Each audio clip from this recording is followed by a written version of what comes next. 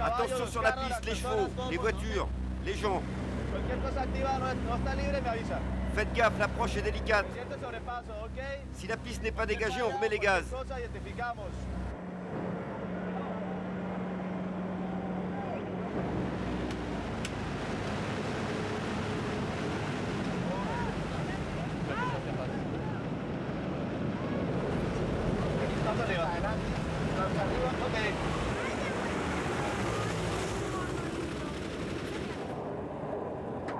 Miraflores, un trou perdu dans la jungle colombienne. 4000 habitants, un des fiefs de la drogue et de la guérilla.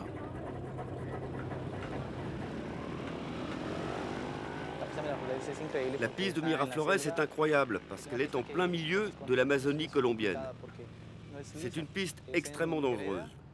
Elle est glissante, elle est en terre, elle est remplie de trous. La piste, c'est la rue centrale. À droite, les habitations. Et à gauche, il y a l'hôpital, la police et l'école. Des routes, ici, il n'y en a pas. Seul moyen de transport et de ravitaillement, ces vieux DC-3. Un avion toutes les 50 minutes, bourré de marchandises et d'aventuriers. Regardez au fond, il y a un avion qui s'approche. Le tracteur sur la piste, le chariot, les gens en train de discuter. Regardez la mule qui s'emballe.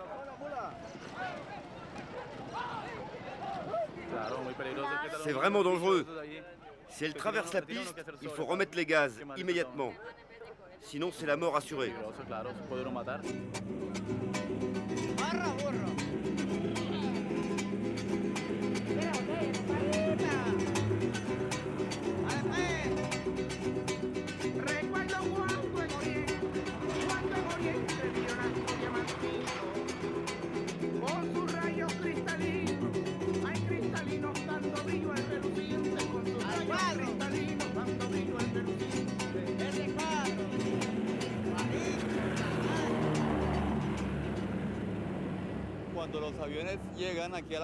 Lorsque les avions atterrissent sur la piste, les enfants courent derrière.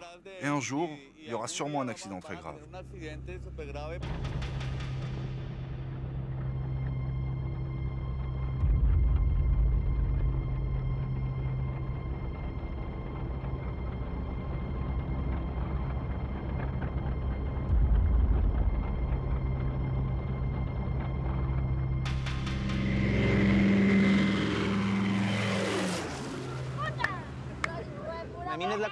Mémine, c'est notre mascotte à nous, les pilotes, notre chouchou. Tout le monde la connaît ici. Et on la fait voyager gratuitement quand on peut. Elle s'occupe de nous. On l'adore pour ça. Elle est comme une fée.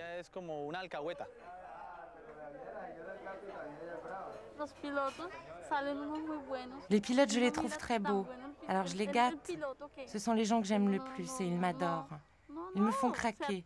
J'aimerais vraiment avoir un fiancé pilote.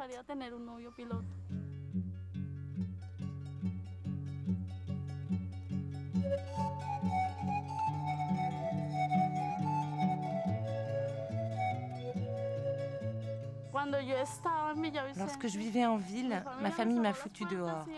Le père de mon enfant m'a rejeté aussi. Je ne savais pas où aller, je dormais dans la rue avec mon fils de 8 mois. Et pour survivre, je suis venue à Miraflores. Cela fait 15 ans que je suis ici.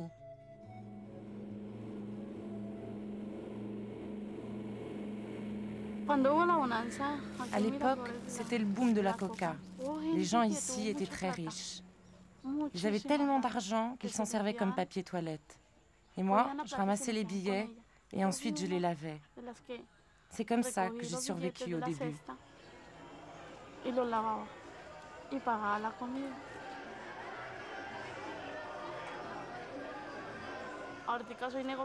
Aujourd'hui, je suis commerçante. Je vends quelques vêtements et de la lingerie.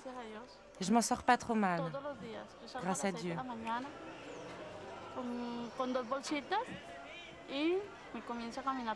Tous les jours, je me lève à 6 heures du matin. Je pars avec mon petit sac de lingerie au village. Je vends mes articles à tout le monde, mais surtout aux femmes. Et mes meilleures clientes, ce sont les prostituées. Elles m'en achètent tous les jours.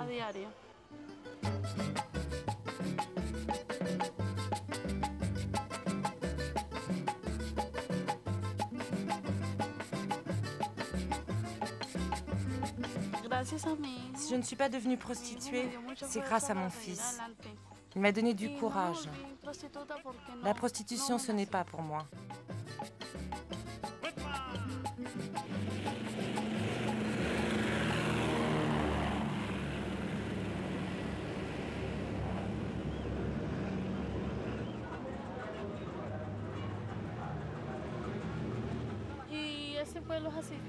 Dans ce village, il n'y a rien d'autre que le sexe et l'alcool.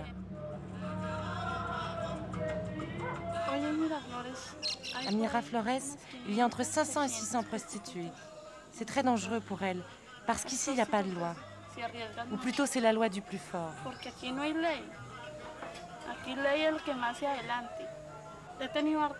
J'ai eu beaucoup d'amis prostituées qui se sont fait tuer pour avoir refusé un client. C'est très courant ici. J'avais un petit ami et il buvait trop. Un jour, il m'a pointé son revolver sur la tête. J'ai pensé que j'allais mourir. Et s'il m'avait tué, que serait devenu mon fils?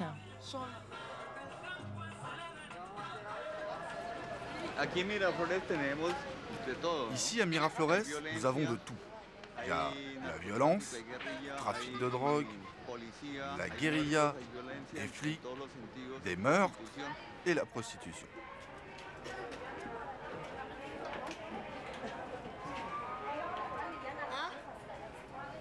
Gladys, 46 ans, la proxénète de Miraflores. Une centaine de filles sous sa protection.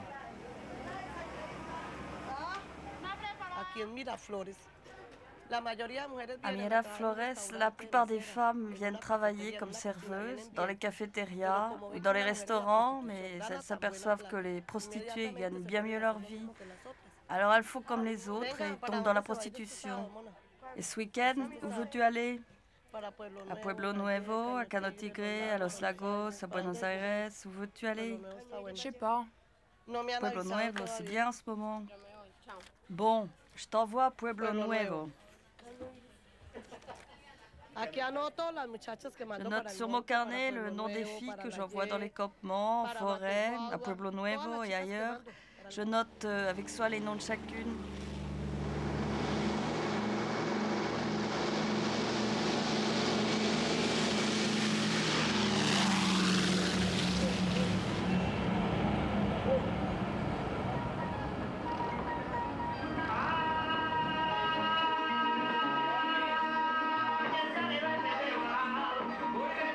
Miraflores est un lieu de passage et de perdition où l'argent coule à flot. Ceux qui ont trimé des mois durant dans les plantations de coca viennent ici flamber leurs économies.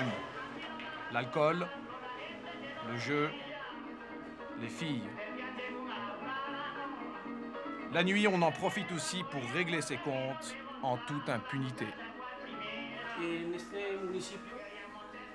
Dans ce village, il y avait 4 morts par jour l'an dernier. En ce moment, ça va un peu mieux. Il y en a 4 par mois. Hier soir, nous prenions quelques bières. Je ne savais pas que mon copain avait des dettes.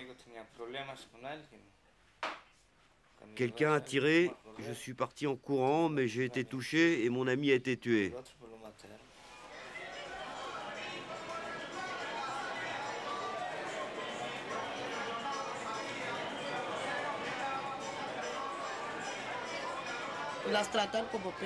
Les filles sont traitées comme des animaux ici. La vie d'une femme ne vaut rien. Personne ne les protège. Elles ne peuvent que compter sur elles-mêmes. Moi, je suis comme une mère pour chacune d'entre elles. J'essaie de les aider, de faire attention qu'il ne leur arrive rien. Elles sont comme mes enfants.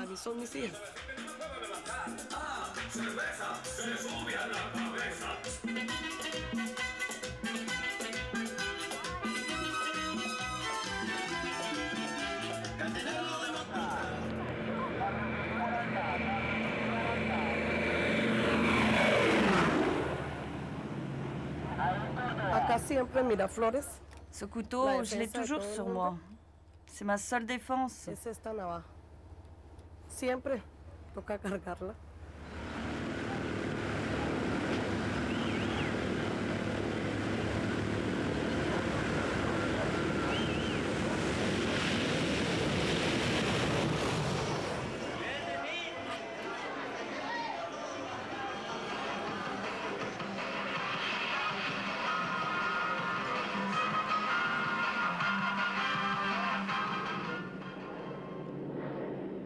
Pour tenter d'éliminer les 24 000 hectares de champs de coca du département, le gouvernement colombien a lancé un nouveau programme de fumigation au glyphosate, un herbicide destructeur classifié hautement toxique par les États-Unis. L'épandage de ce désherbant a provoqué la colère des populations locales.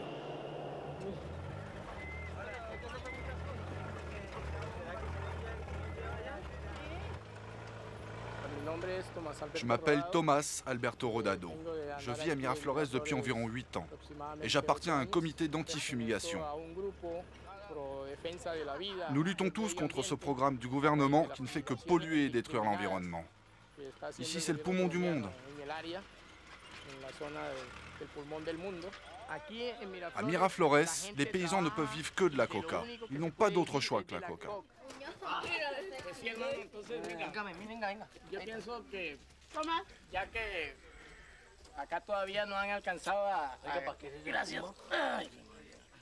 Ah, c'est pas trop tôt. On allait commencer à mourir de faim. Tu es comme le gouvernement colombien qui nous a toujours délaissés.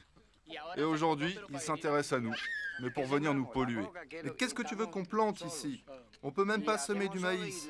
C'est pas rentable. Le riz, c'est pire. Alors on cultive la coca. L'État ne nous donne pas d'argent. De toute façon, il n'y a pas d'autre culture de substitution qui rapporte autant que la coca. La coca sera toujours un produit supérieur au reste. Ça rapportera toujours plus.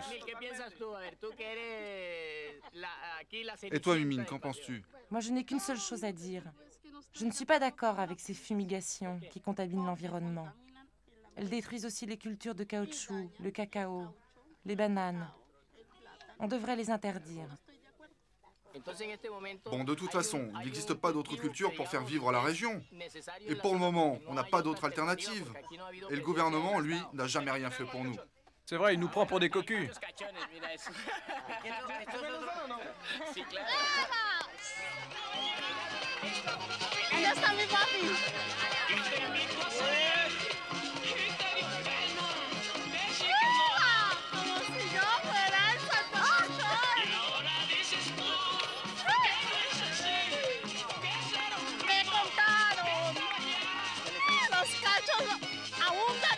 Dans ce village, c'est pas les cocus qui manquent.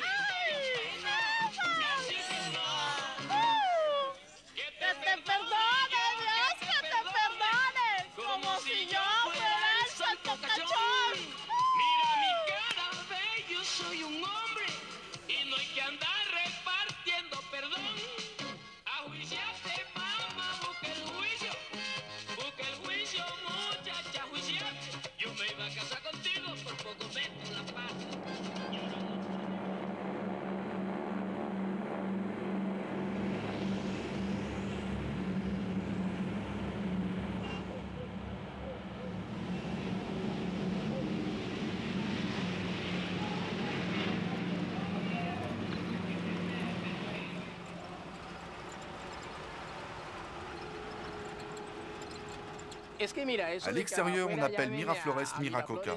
On nous a accusés de faire partie de la narco-guérilla. Mais nous ne sommes ni des guérilleros, ni des trafiquants. Nous sommes seulement des paysans qui cultivons la coca. Et c'est différent.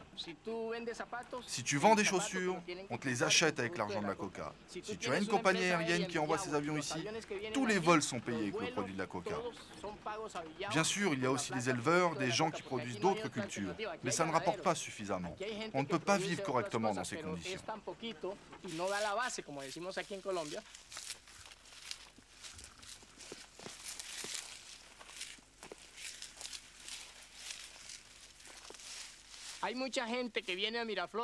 Pour beaucoup de gens, Miraflores, c'est le rêve américain.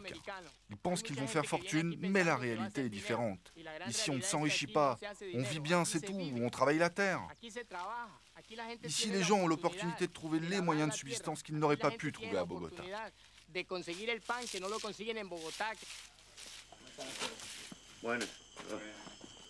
Un laboratoire clandestin, comme il en existe des centaines dans la région. Ici, 90% des cultivateurs produisent de la cocaïne base, la pasta, qu'ils revendent aux trafiquants.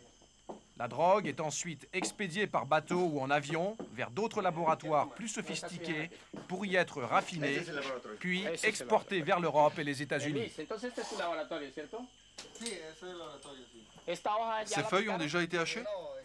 On s'apprête à le faire.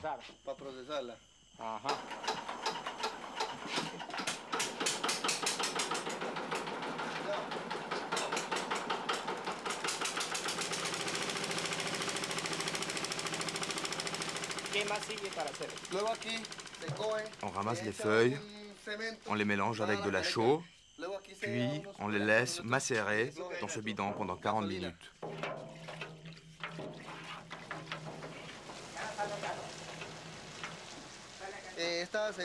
Là, il y a du kérosène mélangé à 2 litres d'eau et on ajoute 20 centilitres d'acide.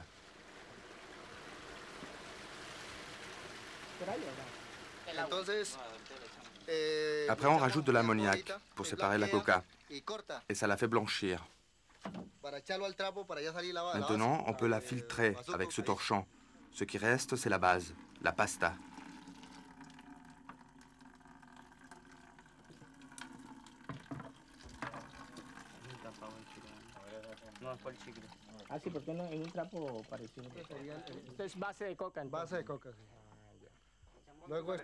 Et combien ça se vend? Ici à Miraflores, à peu près 10 francs le gramme. Là, il y a au moins 150 grammes, donc 1500 francs.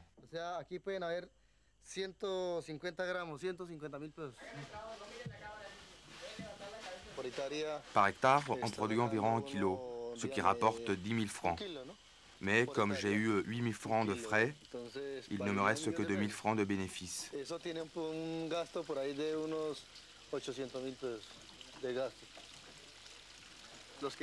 sont les intermédiaires qui l'expédient à l'étranger qui gagnent beaucoup d'argent. Parce que nous, réellement, on gagne presque rien. Juste de quoi vivre et de s'acheter quelques cadeaux pour Noël. C'est tout. Et comme c'est bientôt l'été, il n'y aura pas de récolte pendant 3 mois. Et on n'aura pas un sou.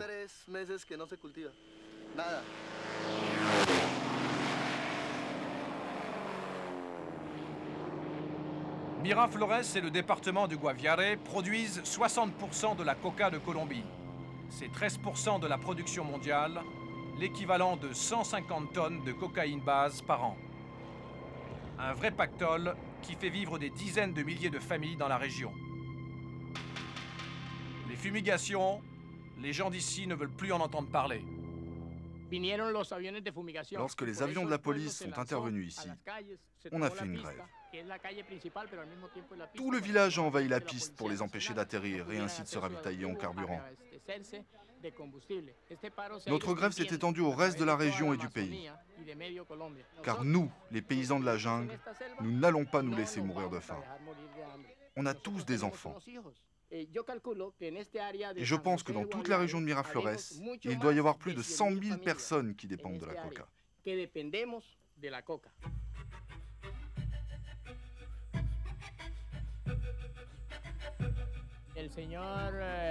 Le commandant en chef de l'armée colombienne m'a traité de narco-guerrillero. Et ici, en Colombie, c'est comme s'il m'avait condamné à la peine de mort.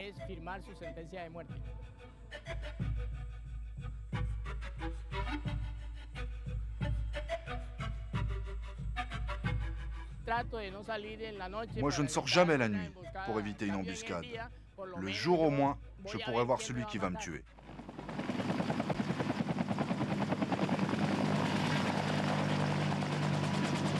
À Miraflores, les affrontements avec l'armée sont réguliers. C'est la chasse gardée de la guérilla, les FARC. Ces rebelles, on les surnomme narco-guerrilleros parce qu'ils taxent toutes les activités liées à la coca. Récolte, laboratoire, transport et pistes clandestines.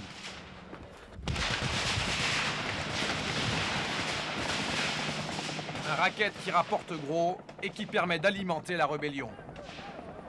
Ce conflit, qui dure depuis près de 40 ans et qui a déjà fait de nombreuses victimes, a peu de chances d'aboutir. Trop d'intérêts sont en jeu.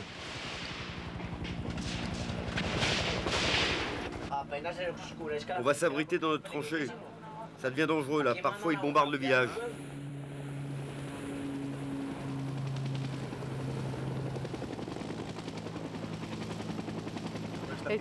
Ici, parfois, c'est comme un petit Vietnam. Bilan de la journée, 1 mort et 6 blessés côté militaire. Ici le maire de Miraflores. Décret numéro 189 de l'année 1994. Par ce présent décret, le couvre-feu est imposé ainsi que l'interdiction de vente et de consommation d'alcool.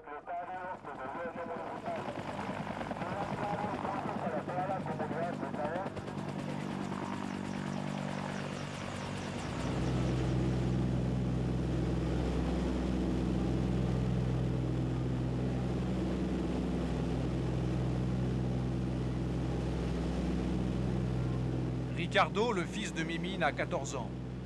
Il vit en pension à Villavicencio, à 1 heure de vol de Miraflores. Sa mère, il ne la voit quasiment pas. 1 fois par mois, tout au plus, lorsque Ivan, le pilote, l'embarque dans son DC-3.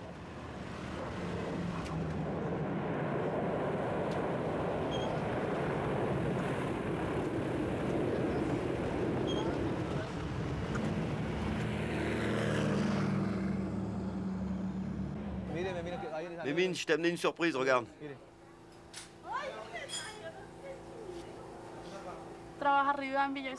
Mon fils travaille en ville dans un club de tennis. Mais je préférais qu'il étudie, qu'il passe son bac, qu'il me dise « Maman, je voudrais avoir un bon métier ». J'aimerais vraiment qu'il devienne quelqu'un. Je ne voudrais pas qu'il tombe dans ces histoires de drogue. J'en ai vu des gosses, des jeunes de 16 ou 17 ans, mourir de ça. Moi, je n'ai jamais voulu semer de la coca, parce que je pense à mon fils, et que lui aussi pourrait en mourir.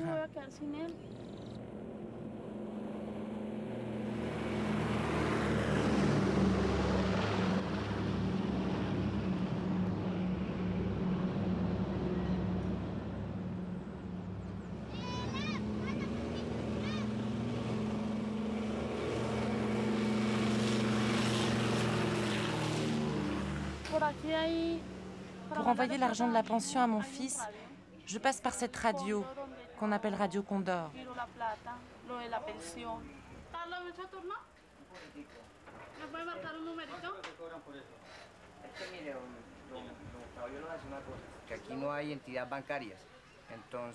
Comme il n'y a pas de banque ici, c'est notre radio qui effectue les virements dans tout le pays.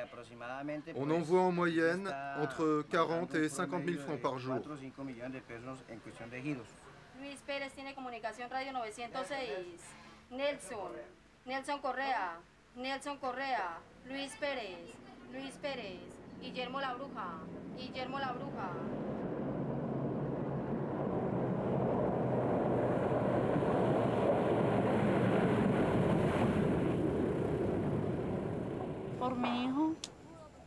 C'est pour mon fils que je supporte tout cela. C'est mon espoir. Il va grandir et être un type bien.